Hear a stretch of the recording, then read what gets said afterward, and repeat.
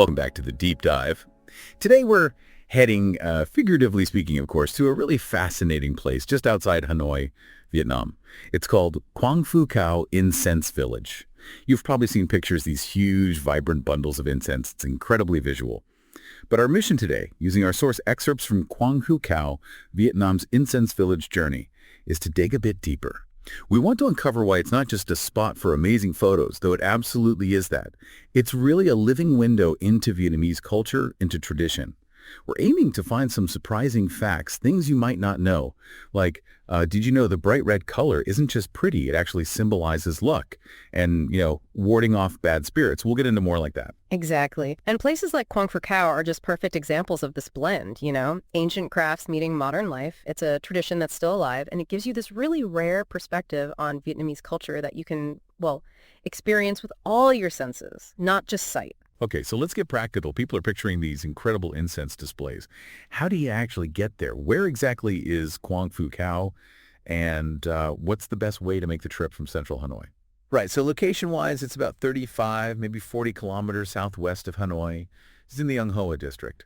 So, yeah, it's a bit of a ways out, but definitely doable as a day trip. You're looking at, probably an hour to an hour and a half travel time from the city center. Depends on traffic, obviously. Like transport method, yeah. Exactly. And speaking of transport, you've got a few good options. For the more adventurous, or if you just like exploring independently, a motorbike or scooter is great. You just follow Highway 21B mostly. Or there's public transport. Bus number 91 from Yen Gia bus station. It drops you maybe a 10-minute walk from the village itself. Then there's the easiest option for Grab or a regular taxi. A round trip for that is usually somewhere between 300,000 and 500,000 Vietnamese dong. And I think that Grab or taxi option is, really convenient. And safe, too, especially if you're not used to Hanoi traffic. It can be pretty intense. Plus, if you're traveling with someone else, you split the cost. It becomes very reasonable. It just takes the stress out of navigating, lets you actually, enjoy the ride out there. Good point. So getting there is sorted. But timing seems crucial for a place like this. When is the absolute best time to visit Quang Phu Cao to really see it at its best? Our source really highlights the early morning, specifically between about 8 a.m. and 10 a.m., and there are some solid reasons why. First off, the light. It's supposed to be softer, more golden, which is perfect for photo. That golden hour light. Right. But maybe more importantly, that's when the village is buzzing. The artisans are actively working, bundling the incense, drying it, setting up those amazing displays. You get to see the process. Yeah, you see it as a living workshop, not just a static display. Exactly. And bonus, fewer tourists usually, and it's cooler before the midday sun really kicks in. Absolutely. That morning activity is key. You actually witness the craft, splitting the bamboo, mixing the aromatic powders, the hand dyeing, seeing how they get those incredible reds and yellows. It's not just a production line. It feels like, generations of skill in action. And avoiding midday is really important advice. It gets hot, sure, but also most villagers take a break then. If you show up in the afternoon, you might see the bundles, but you miss the actual creation, the story behind them. It's like showing up after the concert's over. Pretty much, yeah. You miss the performance. Okay, so morning is best for the day. What about the time of year? Is there a best season? There is. The dry season, which generally runs from November through to March, is ideal. You get better weather, clearer skies, which really makes those incense colors pop. But if you want something really special, try to go right before Tet. That's the Lunar New Year. The whole village is just electric. They're working at full tilt to meet the huge demand for incense for the holiday. There's this incredible energy, this festive spirit mixed with intense work. It's a really unique cultural insight. You feel the spiritual importance then. Wow. Okay. Tet sounds amazing, but probably busy too. Oh, definitely busy, but in a fascinating way. Right. So you figured out how to get there, when to go. Now, how should you actually experience the village once you arrive? Go it alone or maybe book a tour? Going self-guided definitely gives you the most freedom. You can wander around, take your time. There might be a small fee, like 50,000, maybe 100,000 dong, if you want to go into the private courtyards where they often have the best displays set up for photos. The pros are clear. It's cheaper, super flexible, great for photographers who want to linger. Then you have the guided tours, half-day, full-day options. Prices can range quite a bit, say 45 up to maybe 120 US dollars, depending on what's included. Usually that gets you transport, which is handy, and a local guide. That's the key part, someone to explain the whole incense-making process. Yeah, the context. Exactly. They often have specific spots for photos, too. And some tours add extras, like lunch with a local family, or maybe a side trip to another craft village nearby, like one making conical hats, non-la, or lacquerware. And what's really interesting there is the choice kind of boils down to what you want most out of the visit. If you are purely focused on photography, yeah, maybe self-guided is best for that freedom.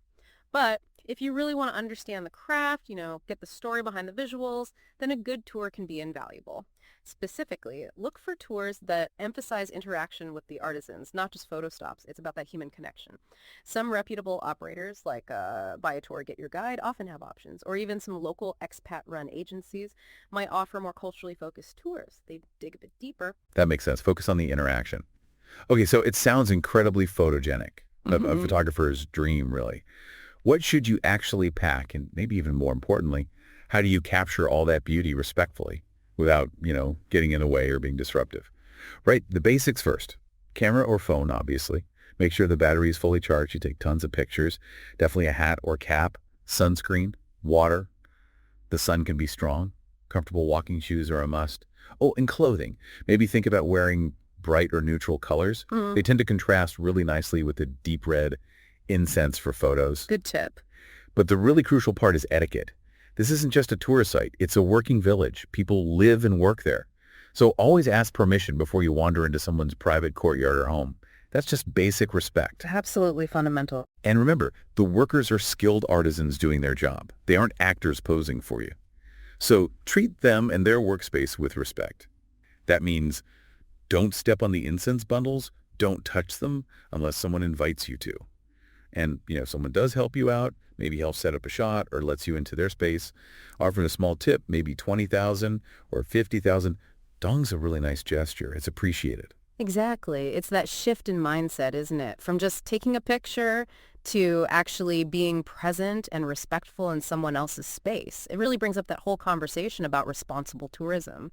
Visitors need to understand this is living heritage. It's people's livelihoods, traditions passed down. These etiquette rules aren't just arbitrary. They're about fostering genuine connection, making sure the craft isn't just, reduced to an Instagram background. Have you ever noticed how sometimes people are so focused on getting the perfect shot they miss the actual connection? Oh, definitely. Head down, looking at the screen. Yeah. Sometimes just watching quietly for a bit, showing genuine interest before raising the camera can make all the difference. It builds rapport.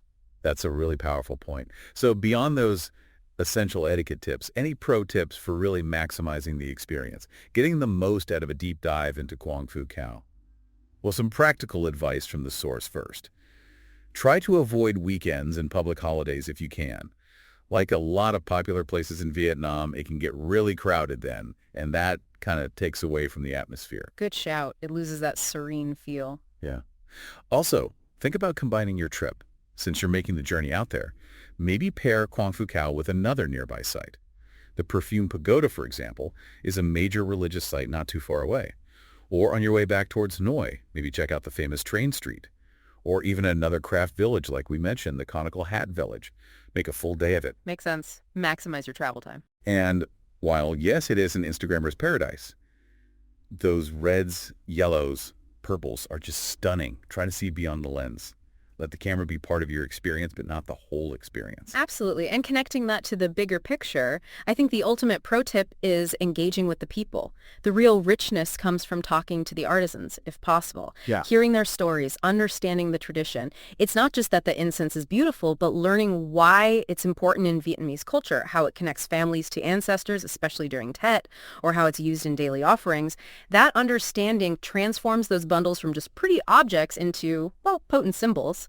This isn't a museum display, it's living heritage. When you talk to people, you move past just looking and you start to actually understand the culture. That's the real takeaway. That really brings it all together. What an incredible deep dive. It's so clear that Quang Phu Cao is much, much more than just a photogenic spot. It really is. It's such a vivid window into how much respect there is in Vietnam for craft, for tradition, and for the spiritual side of life, too. That connection is palpable there. Think about the whole sensory experience, that unique, sweet smell of the incense in the air. I can almost imagine it. The rhythm of the workers, the sort of quiet dedication you see. Every bundle tells a story. It connects you to something deeper about the country's soul. So it sounds like whether you're an expat wanting to understand the culture more deeply, a photographer seeking beauty, or just someone looking for a really unique escape from Hanoi's bustle, Yeah, this is a trip worth making. without a doubt. And maybe, as we wrap up this deep dive, here's something to think about. How many other places do we visit, maybe anywhere in the world, where if we just look a little closer, beyond the main attraction, we can find a deeper story, a living tradition like this one that connects us not just to a place, but to the people and the soul behind it? What other kinds of living heritage could you seek out on your own travels? Something to ponder. Until next time.